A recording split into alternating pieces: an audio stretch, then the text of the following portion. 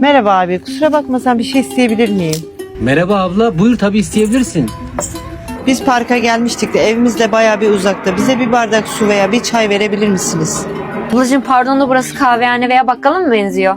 Ya kızım sussana. Tabii abla olur ya, bir bardak su verelim. Neyse kendim için istememiştim, kızım için istemiştim. Suyunuz da kalsın çayınızda. Ya kızım gördün mü ne yaptın kadına ya? Yazık günahtı. Baba gerçekten ben de üzüldüm ya. Keşke öyle bir şey demeseydim. Kızım ya şu suyla bardağı götürsene ablaya, ver de çocuğuna içirsin. Ver baba ver.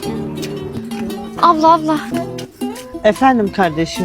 Abla ya az önceki laflarımın kusuruna bakma. Önemli değil ablacığım, biz de eve gidiyoruz zaten. Abla ya gitmeden şu suyu versen çocuğunuz içse. Anne çok susadım. Bak abla çok susamış işte.